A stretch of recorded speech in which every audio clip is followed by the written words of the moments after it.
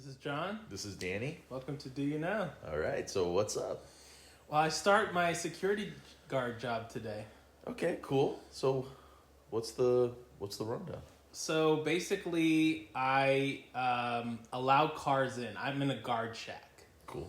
And I make sure cars come in. So the biggest challenge for me today is the fact that I don't know everyone. And so the guy who trained me was like, oh, they're cool, let them in. Oh, they're cool, let them in. So I'm going to be stopping a lot of people who are like used to just coming in.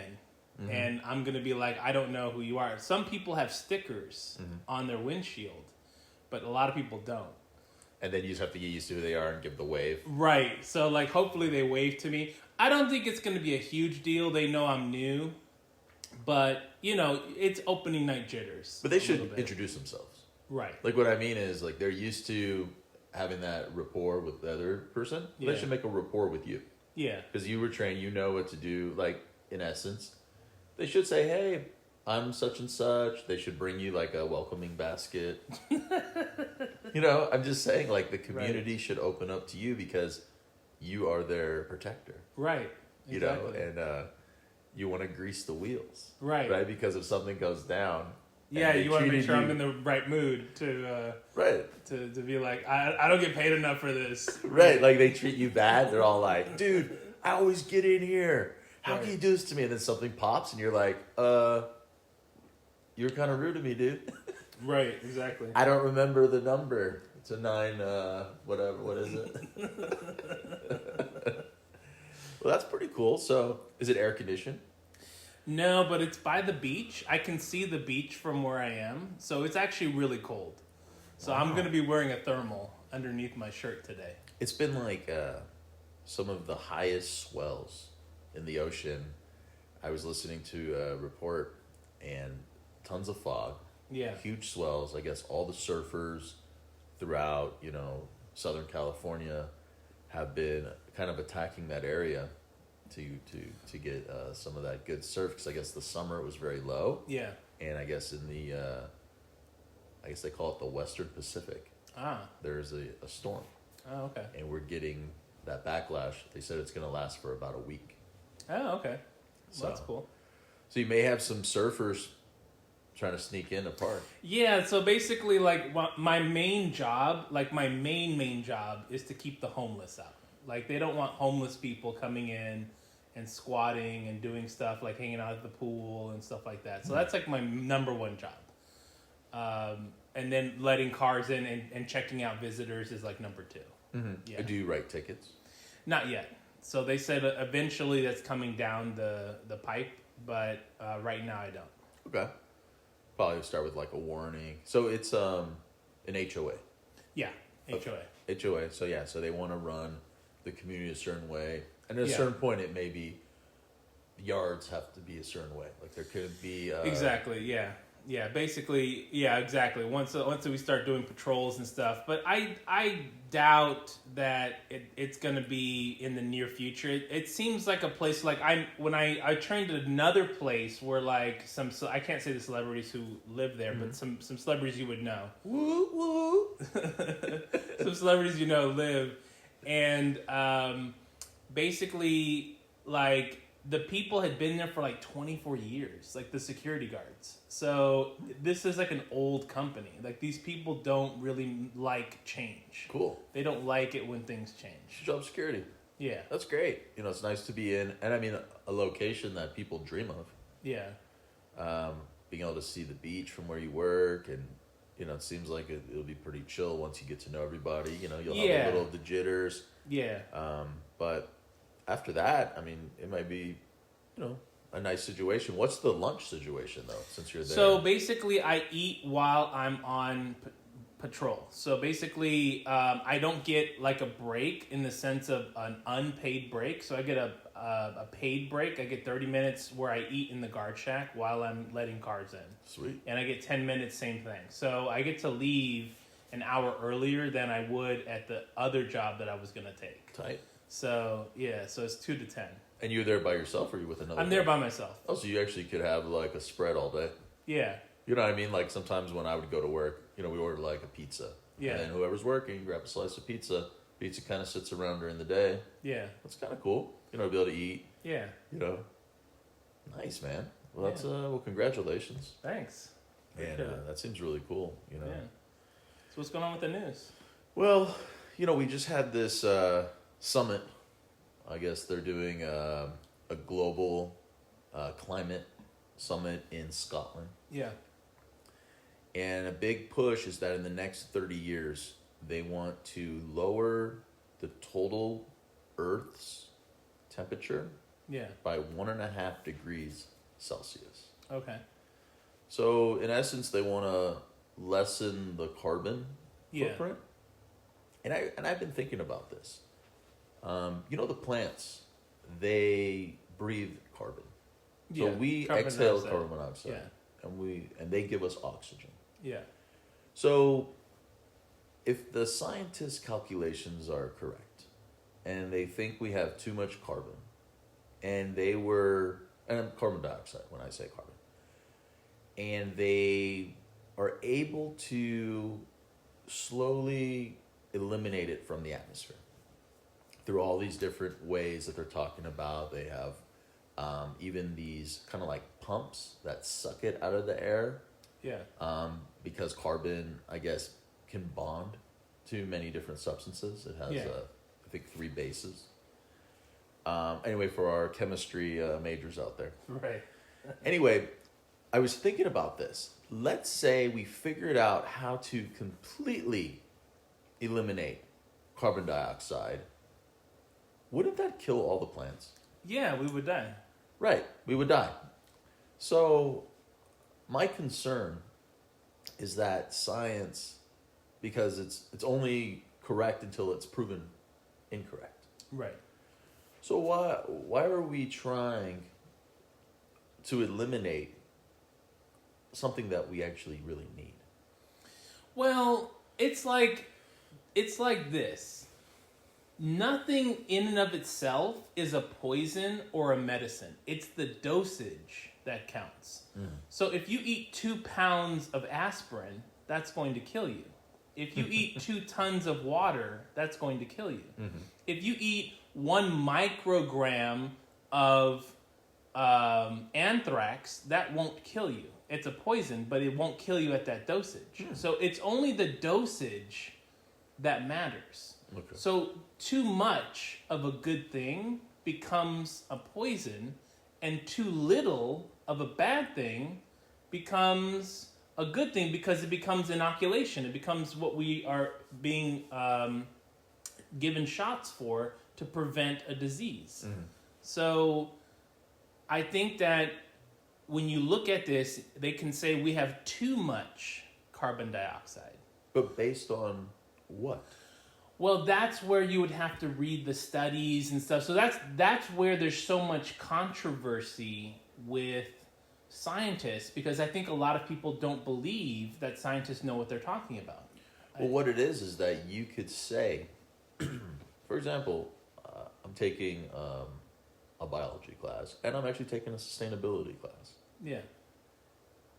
You can write a paper with credible sources, both supporting and basically, what's it called? Disclaiming their proof? Disputing their proof. So, what I don't quite understand is that this isn't a new situation. So, for example, you look at England, and I can't remember Prince Henry or who the name is, always has this very extreme, the end of the world is coming in 6 months or coming in this decade. And I mean, he's been doing this for a long time. And it has to do with climate change.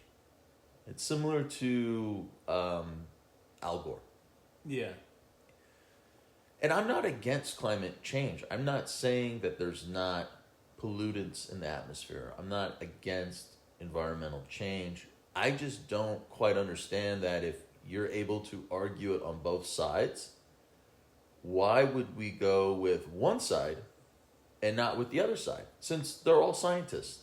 Yeah. So who gets, like, if I was the justice, right? Yeah. And it's supposed to find an equilibrium. Why do we tend to lean towards things that we feel are like gonna do something, maybe? Like it's so strange to me. Like, if there's not a real problem, I mean, there are so many other problems that are happening now. For example, drunk drivers. Okay?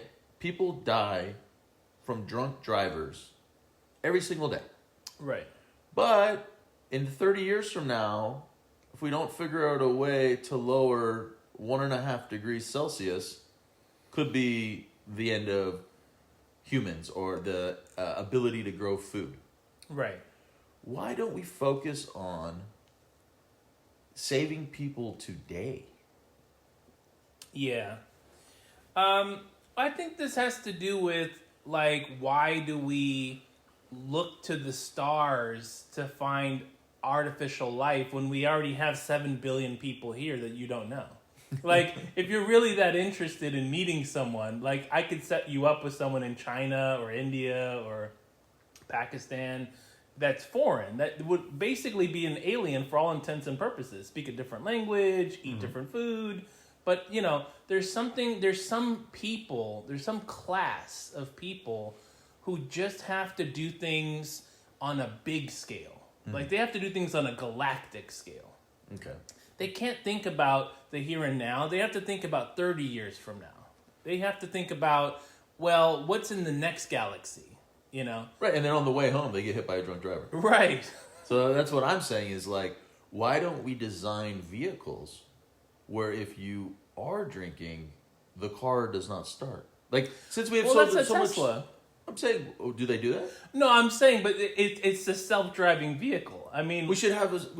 I'm saying that technology should already be here because we know that impaired driving doesn't work. Like, we know that, right? and we could ask all the scientists, and all of them would agree. There's Yeah. not a group of people that go, well, The problem is they don't have the money. Poor people tend to drink. it should be Into a excess. mandate. I know, but the thing is that you can't pay for it. I mean, we're talking like the people who met in Scotland are probably rich. Let me ask you this: how did they get to Scotland? They probably flew.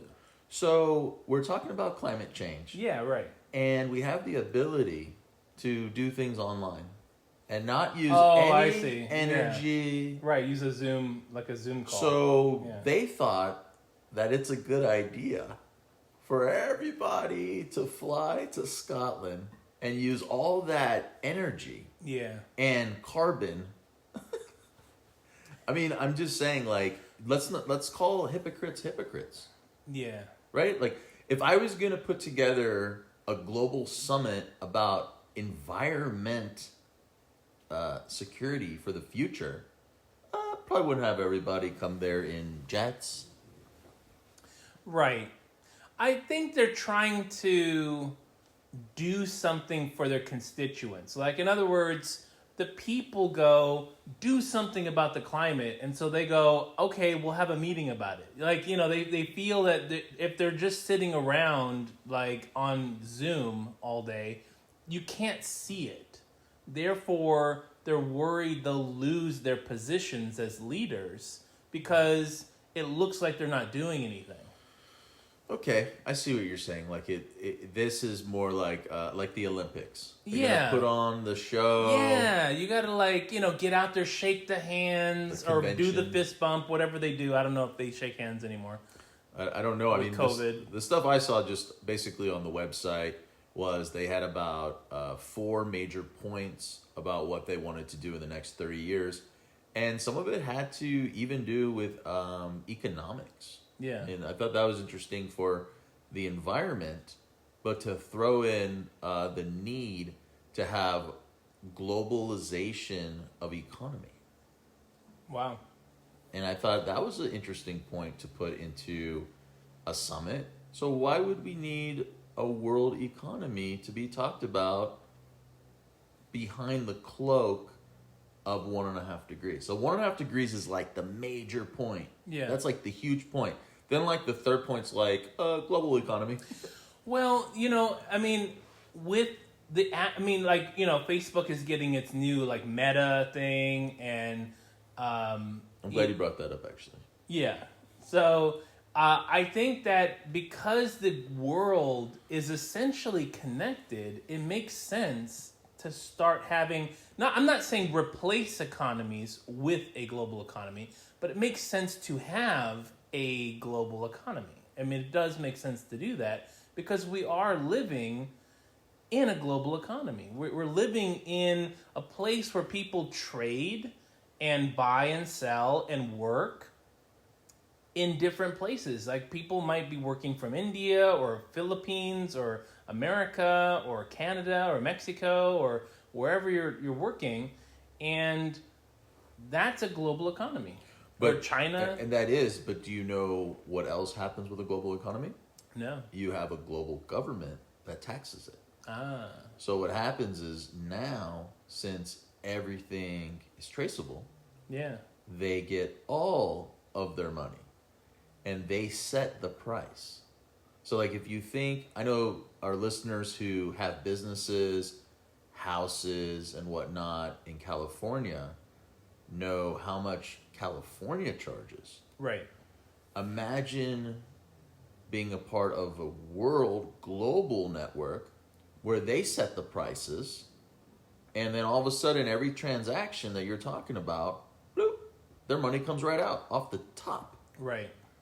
So much for free enterprise and free trade, there would be gone. Right, because we would have to figure out what kind of government it would be. Would it be a democracy? Be communist. Would it be communist? Absolutely Would it be communist. You think so? Whoever has the military, that's what it comes down to. So it's going to be a war between China, America, and Russia.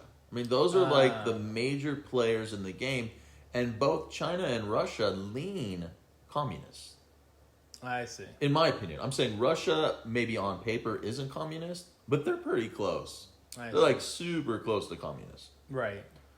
So it would be against America, and then you have Europe, but Europe is almost like Socialist. Yeah, they're very they like don't have weapons. They have like very little like their mentality is like we don't need weapons, and then we know from history whenever civilization doesn't have weapons or they try to use a lot of diplomacy, what happens? The barbarians come. The barbarians come. And that's happened time and time again in history. Yeah. So if we set up ourselves to be a global economy, well, we'll just wait for the barbarians to come. And the barbarians may be hackers. Yeah, that's true. I mean, I would say that the next attack would probably be a cyber attack. They're not going to fly planes into a building again. Right, you just shut the grid down. Yeah. And everything's done, frozen. Yeah. Now, when you brought up Meta, what's interesting about the vision of Meta, and also I think on older episodes we've talked about 4.0. So right now we're in 3.0 in the web development. 4.0 is when our artificial intelligence of our devices that has been monitoring us actually starts to make decisions based on our history. Oh. So your device learned about you in 3.0. It learned about your spending habits. It learned about socially what you talk about. It looked at what you like to search for and etc. And in the next level, it takes all that data and creates a profile for you. And it goes out of its way to be your assistant. So the small amount of data that I've seen is in regard to travel. So there's, it's $1 billion business traveling. The idea is that our devices will be able to help us. So instead of having to search for the best deals, like what we usually do, the device will do that for you automatically and schedule all of your bookings based on you. So Meta is going to be, the idea is it's going to be a world that is basically, I want to call it, it's 3D, but it may be 4D, okay? Because it may include other senses. And you will be able to walk around as an avatar in this virtual world with billions of people. So like how we go outside and we're in the real world, right? It's going to be like that because we're going to have a headset on. And it's going to put us into this world where from the hope is that it's going to seem so real that you would pay to go on a trip in that world with your friends. Ah. And on that trip, you could go on roller coasters or you could go lay by the ocean, but you will feel like you're there because it will tingle your senses. I see. So what they're scared about right now, there's only one company that's overseeing all the security of it. But what they're worried about is that there's going to be basically avatars that are criminals in this world. Yeah. And they're going to make friends with you and steal from you. Like scammers do now in the real world. Right, but it'll be in a virtual world, so it may be a beautiful woman who approaches you. If you're a girl, maybe a beautiful man approaches you. And they want to figure out what to do in this situation. So they're basically asking, Meta, they're saying, we need other agencies to get involved in this, but they don't really want anyone else involved in this because right now they get the whole pie. Yeah. So you start bringing more people in, they want a piece of the action. Right. And other companies are worried that you start letting in just everyone, right? That all this other stuff can happen. I mean, it could be even like bullying. Like you could have a group of bullies, like people bullying you, yeah, attacking you, making you feel bad. People then commit suicide. I mean, imagine you're going to have not only your real life to worry about, you're going to have your meta life. Your meta life, yeah. Wow. Anyway, if you could choose any avatar, since we're talking about meta, who are you going to be in this world? You know what? I'm gonna not do it. I mean, it just seems like too advanced. I'm gonna wait for my kids to do it, and then I'm gonna ease in. This reminds me of when my mom was hesitant to get an answering machine. Now how innocuous is an answering machine? It's not gonna harm you. It's not gonna do anything. But she waited so long to get an answering machine. And now I know how she probably felt. I don't know exactly how she felt, but I know, you know what? Just putting my toe into technology that I'm not familiar with that could possibly have some kind of repercussions on me. I don't know what kind of avatar I would be. I mean, would I be a woman? Would I be a man? Would I be an assassin, a ninja? The repercussions is my job gonna look at this? I'm sure they are. So, and then you have to think about do you want it to be as close to you as possible? Do you want it to be different? I don't know. So I would wait for the younger generation to instruct me. Mm-hmm. I mean, hopefully they would know more. That would be the hope. But maybe they're gonna be just as clueless as I am. I couldn't imagine. You wake up in the morning and then you have to put on your headset. Right. And check in with everybody. Right. Meet them for breakfast or whatever it is. Hey, everybody, you're in this world. And then you have to leave because you have things to do in real life. But then again, you have all this technology that's going to assist you. So the idea is the errands at some point are going to end. Once we are completely autonomous, your car will get gas by itself. The groceries will appear at your house. You won't need to leave the house as much. Right. So you will be able to have more of this other world because people are starting to have that, I'm only at home. Yeah. Look at these businesses. Look at Instacart. Look at all this stuff. Uber, DoorDash. I mean, it's at a certain point, that's going to be all autonomous. Even the trucks. And they're looking at those Tesla trucks now. Yeah. which is our weakest area right now, is the infrastructure of getting goods. Like they're worried right now we won't have enough goods in the United States during the holidays because of the backup at the Los Angeles port right now, Right. of boats, Right. with cargo. Yeah. So they're putting a fee that they've never done before. For every container that sits, it's $100 per day, and it doubles indefinitely. Yeah. And they're doing that to try to get these boats to get out of there. But I think they're just trying to make money. Yeah, because like they would move it if they could. Like, you know what I'm saying? Like the fine is not gonna like make like, oh, I got a fine. Like that's gonna make me move. Like, Yeah, the Port Authority is... that was what was holding me back. Like I wasn't being charged enough. Right. Yeah, the Port Authority is saying it's not to make money. It's to get them going. But man, I mean, imagine if you have 100,000 shipping containers. Yeah. Right? I mean, that's like $1 million a day. Yeah. Right? And it doubles. So you have to sit there for a week. I mean, what are they paying? 14, 20 million? Yeah. Huge amount of money for the authority.